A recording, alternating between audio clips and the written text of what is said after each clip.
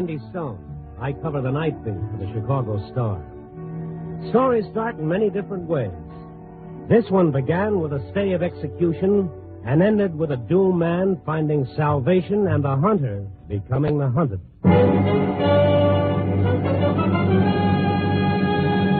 Nightbeat, starring Frank Lovejoy as Randy Stone.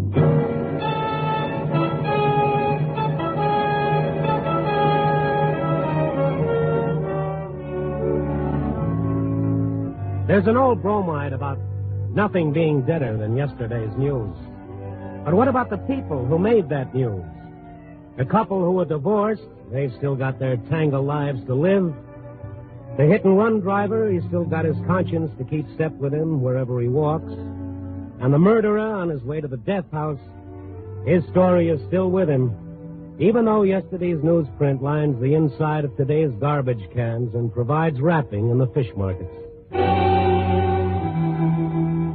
There's another old bromide the best of us have a hard time learning. It has to do with taking things for granted. And I was the wide-eyed innocent in kindergarten, my education beginning a little past midnight as I stepped out into the deserted sidewalk in front of the newspaper building. All right, Stone. Huh? Don't turn around. Don't move. Well, if this is a stick-up, you're out of luck. Payday's tomorrow. It's John Galt, Mr. Stone. Galt? I said don't turn around. I escaped, Stone. I got away. Let's find your car. How did you escape? On the train, on the way to the death house. The guard got careless. Had his gun? Yes? You kill him? No. There's probably an alarm out for you. Maybe they won't catch me before I do what I have to do. And what's that? I kept saying I was innocent, Mr. Stone. You kept saying I was guilty. The newspaper's a powerful thing. What I said, only a few people heard. What you said in your column, 1 million people heard. Come on, let's go. I work for a newspaper, Galt. We deal in facts.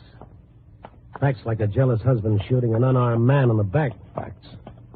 When it's printed, people believe it. Even if it's a bunch of trumped-up lies. I didn't convict you, Galt. The evidence did. You helped. Here we are. Get in. You can drive. And no tricks. I've got nothing to lose. Nothing. Where are we going? To the assistant district attorney's home. He lives on Fowler between Oak and Euclid. What do you want with him, Galt? He's just a guy doing his job, and it's a tough one. He's figuring on getting married soon. Planning on a nice, comfortable life. What's wrong with that? Why don't you ask my wife? Come on, get moving.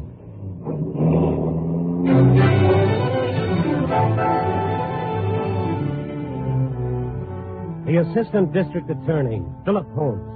He conducted a brilliant prosecution of Galt, developed an airtight case. And now Holmes was preparing to taste the fruits of victory. His fiancée, the girl he wanted to marry for a year, had finally set the date. The wedding was scheduled for next Sunday. And now this. I looked over at Galt. His fingers clutched the gun like a child clutches her favorite doll. I'd have to wait, sweat it out for a while, find out what he was after, and pray for an opening.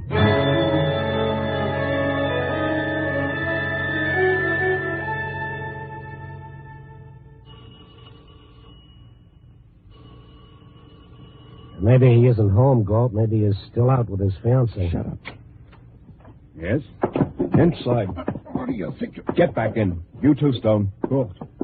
Now, look here. Ready for bed, Mr. District Attorney? Yes. I heard from the police about your escape. They're looking for you, Galt. Get dressed. What do you expect to accomplish? You can't... You better do as he says, Holmes. What is this, Randy? What are you doing here? I'm just along for the ride. This is his show. All right, answer it. Be careful what you say, Mr. D.A. Hello? Philip, I just heard it on the radio. John Galt escaped. Yes. Oh, they called you. Yes. Darling, do be careful. He might come for you. He swore he'd get even with you. There's nothing to worry about, dear. Phil, he's crazy. Say goodbye. Huh? What's that, Phil? Louise, he wouldn't come here, Louise. This would be the last place he'd come to. But you should have protection, Phil. Darling, if Hello, you call the good police, night. Yes. It's all right. Good night, dear. Phil. Good night. Now get dressed. What do you want? I just told you, I want you to get dressed and hurry. Hurry, like you hurried me through my trial. Get away from that drawer. You want me to get dressed? I just want to pass. I told you to get up. Don't raise my hand, you... Now his back was to me, concerned with Holmes, and for a moment he'd forgotten me. I had 3 fast steps to take, and then I grabbed his arm. Drop it. Drop that gun. Holmes, get the gun. No, you don't. I got it. I ought to shoot now. I ought to shoot both of you now. Get back, Stone. You can't blame me for trying, Gold. You're not acting very much like an innocent man. Yeah, what do you expect me to do? Go quietly to the death cell and wait for a miracle? Keep on waiting for it while they shave my head and slit my trousers? You should have thought of that before you got involved with a character like Cutler. You were given a fair trial, Gold. Fair trial. There was a time I had a lot of respect for law and courts and justice, but not now. From here on in, I haven't got anything to lose. But you have, Holmes, and so have you, Stone. Try it again. Try another trick. If you miss again, I'll kill you. You'll kill us anyway, Galt, won't you? I know I can't escape. I know I'll be caught. But when they finally catch up to me, 1 second before they kill me, I'm going to kill you. And in the meantime? I'm going to show you things that never got into the court. Things that'll prove that I didn't kill Monty Cutler. Then your dying will be bitter and pointless like mine is. We'll see how you like it. Ready, Mr. D.A.? We'll use your car. The police respect it.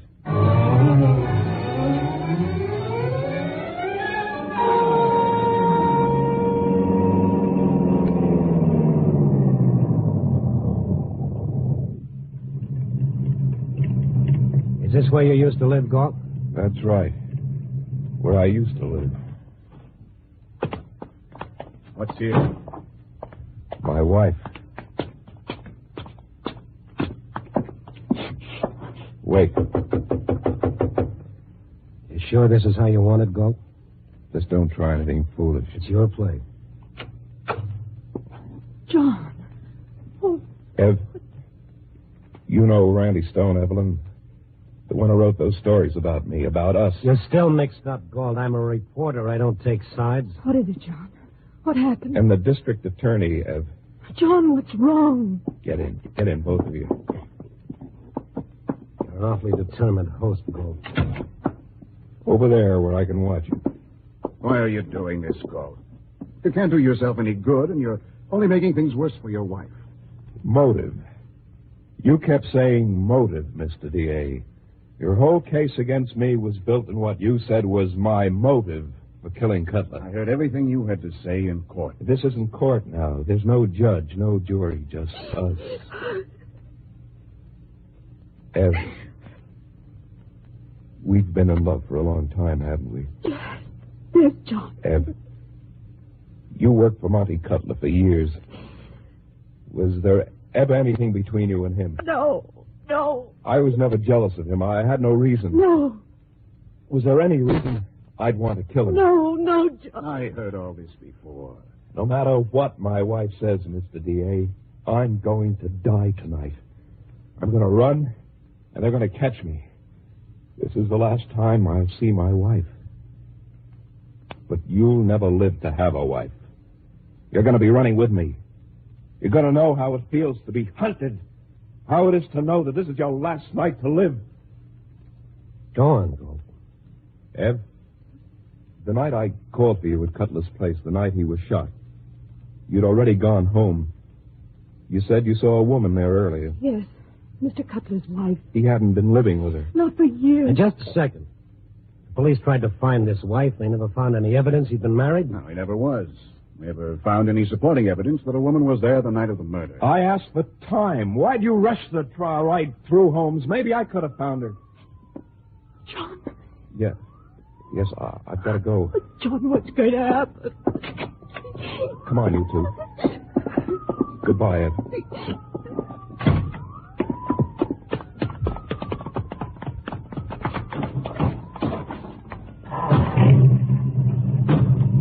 Where now? Maybe some more evidence that never got into court. Keep your eye on the road, Stone. I'll tell you where to go.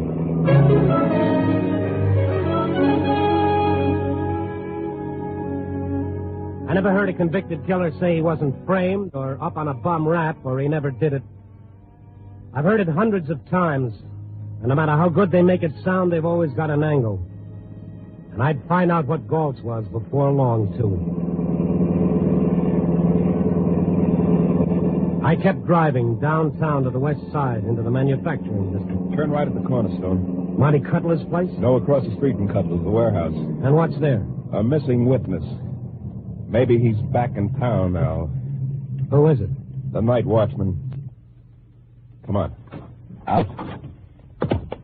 He was there when I came to pick Evelyn up that night. I said hello to him, but nobody could find him during the trial. Seems like a silly waste of time to me. Time is all you have left, Holmes. You better keep hoping I manage to waste a lot of it before they close in on us. Hey, you fellas, what do you want there? Hold on there. What is it you want? What? Yeah, it's me, Charlie. Johnny Galt. And this is Randy Stone of the Star. And maybe you know our assistant district attorney, Mr. Holmes. What do you want?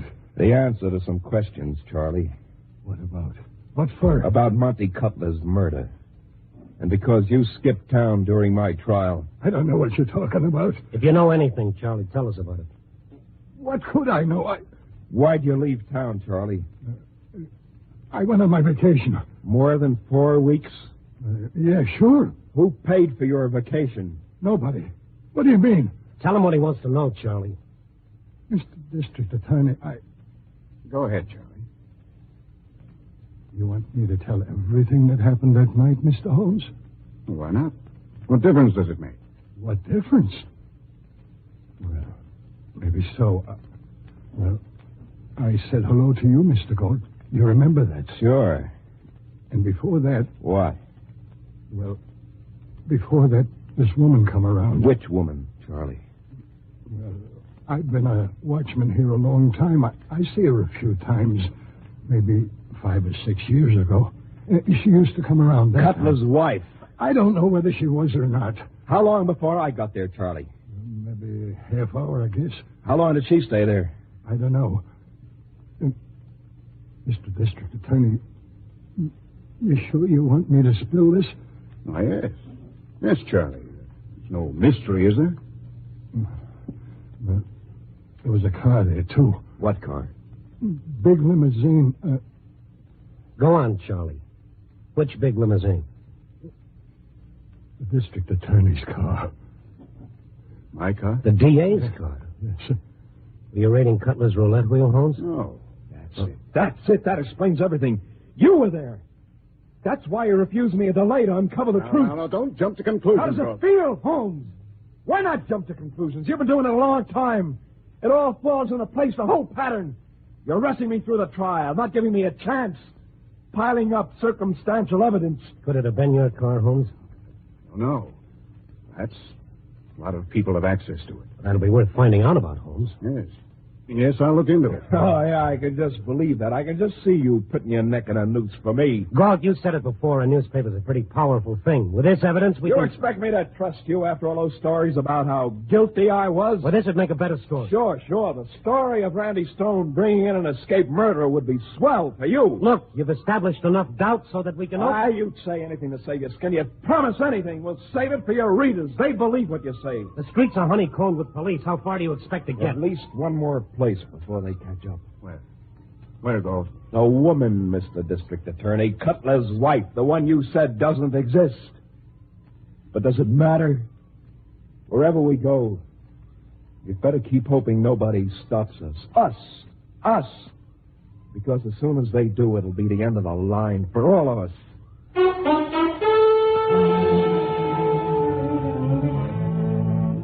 Well, Randy, you're a fast guy with an answer, so answer this one.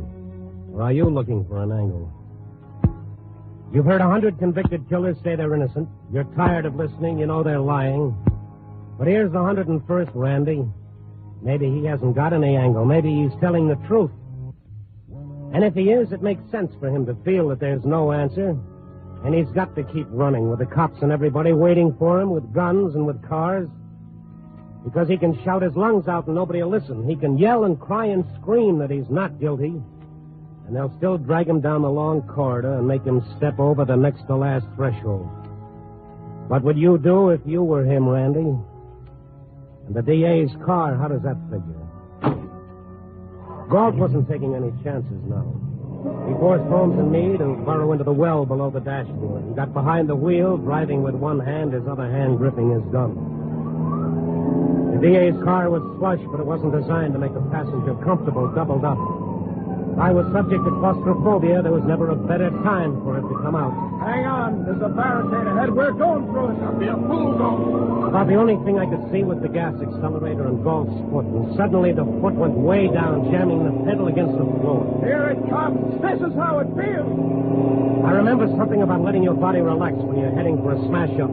But how can you relax with your knee propped against your chin? I clamped my jaw tight and said a fast prayer. Like this, Stone, like this.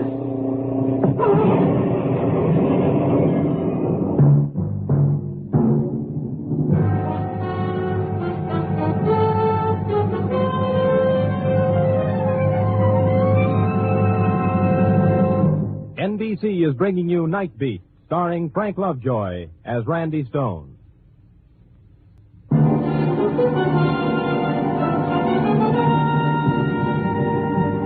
And now back to Nightbeat and Randy Stone.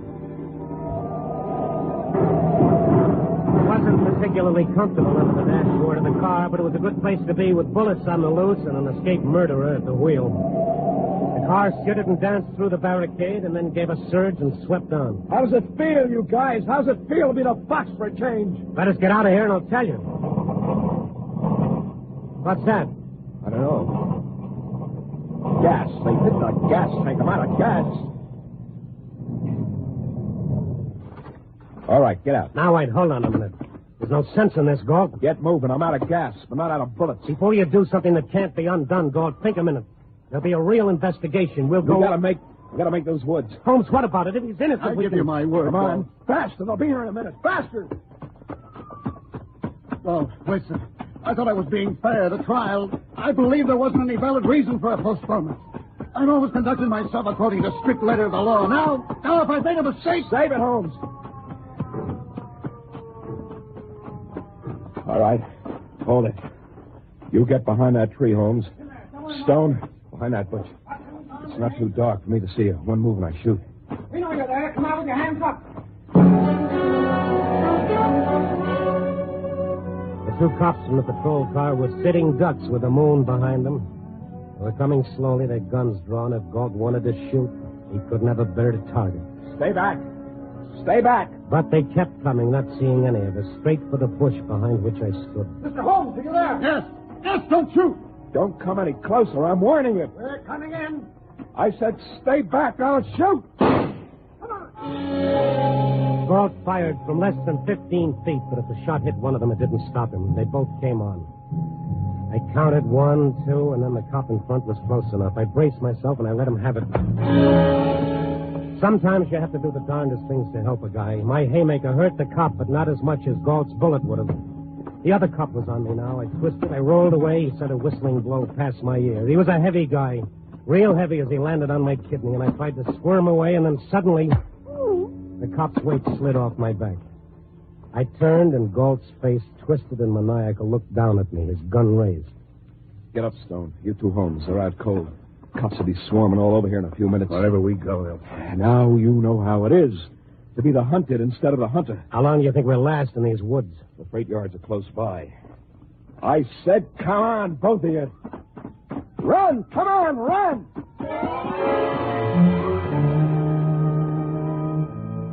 You can read about it. You can see it in the movie. But you never really know how it feels to be the quarry in an honest-to-death game of fox and hounds until you've had it. We were running, but there'd have to be a dead end, and soon. And that'd be the time that Galt, half crazy with bitterness and hate, would turn his gun on us to make sure that he took us with him. We made it to the freight yards, and Galt steered us to one of a long line of boxcars. Okay, here's an empty freight. Get in.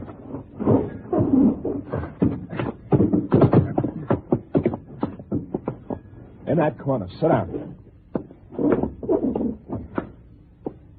Now, for a little while, I thought maybe you were innocent, Galt. Ask Holmes whether I am or not. Ask him what his car was doing to Monte Cutler's.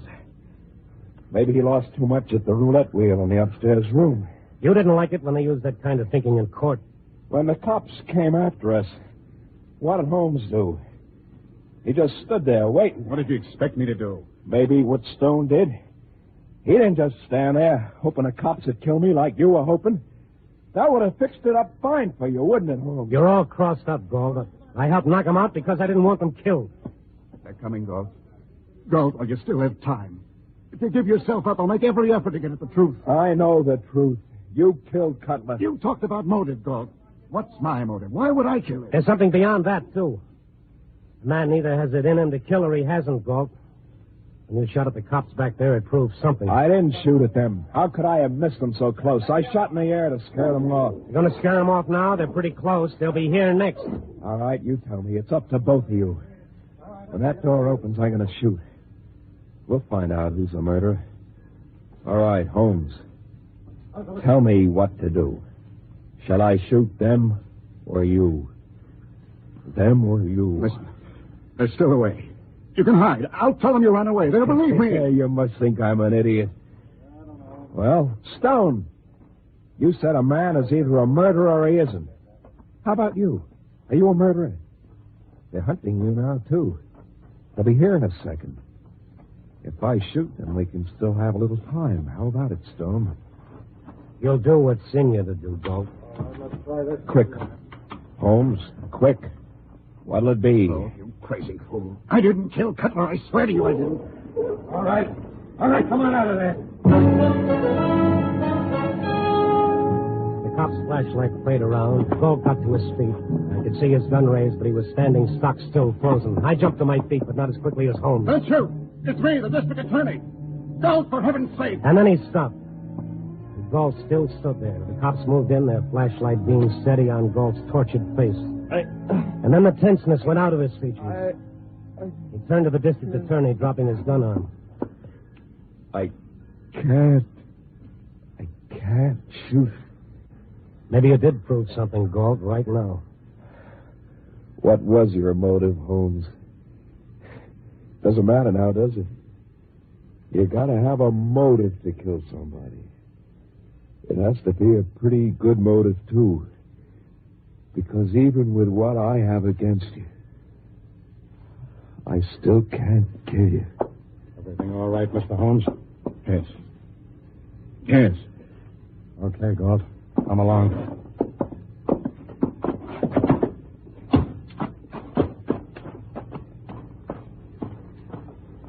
He didn't kill Monty Cutler. No. You didn't either. No? It was your car. I don't know. I suppose maybe it was. Galt wanted to take us to one more place, Holmes. Cutler's wife. Yeah, we'll have to find out where she lives. Yes, I'd like to stop off at Louisa's first, Randy. She's probably worried about me. It's close by. Sure.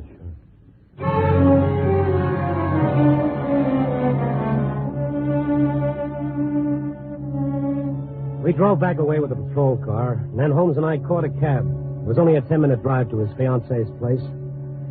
The DA was quiet. I didn't feel like talking either. We were awful close to eternal silence back there in the freight car.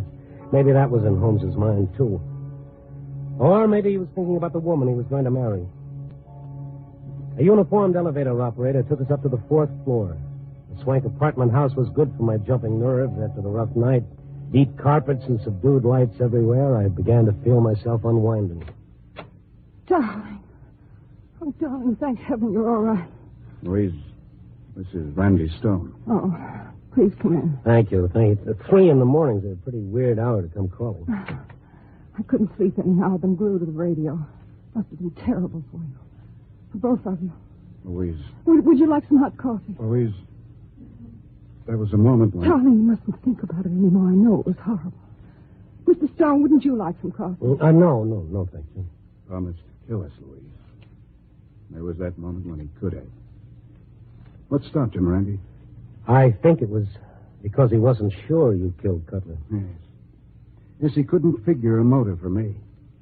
Isn't that a peculiar little thing, Louise?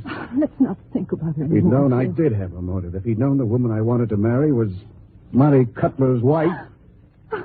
wouldn't have hesitated. The rest of the evidence was all there. Phil. He could have killed us. And he didn't. He's an honest man. Far more honest than I was. Because all along I kept pushing the thought out of my mind. I didn't want to let myself think that John Galt might not be guilty. Phil, it's all over now. It's finished. Louise, why didn't you tell me you were Cutler's wife? Because Cutler was a gambler and a racketeer? Phil, Mr. Stone is here. Phil. Maybe I ought to let you handle this alone. No. Oh, Randy, I want you to hear this. You see, it's understandable that we couldn't find Cutler's wife. Louise was out of town, weren't you, Louise? Phil. I'd loaned the car to you, Louise. You were using the car that night. I didn't know that Galt would be there. I didn't want to implicate anybody. Kind of makes me an accomplice, doesn't it? No. No. I did it for us. You've got no part in it. I did it. Because I love you, Phil. Randy, You're home. you come with us. Down to headquarters. Yeah, I've got an apology to make down there, too.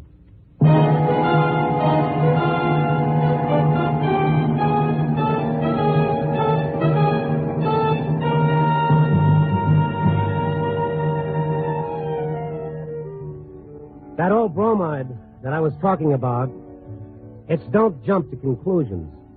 It's an easy habit to get into. At work, at home, with the people we know and love. I got my education all over again with Johnny Galt, and I didn't learn with books. Playing for keeps is a tough way to learn, but maybe it lasts longer that way. I hope so. Copy boy. Where is that copy boy? Probably sneaking a beer at the corner. Oh, there I go, jumping in conclusions again. Copy boy.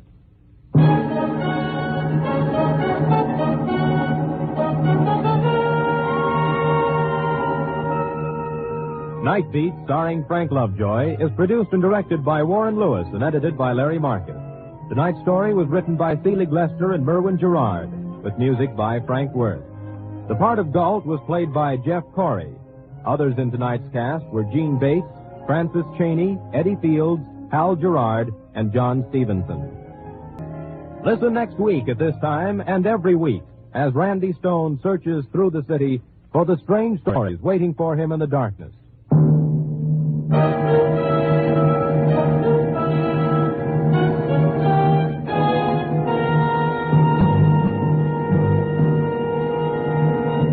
Nightbeat came to you from Hollywood.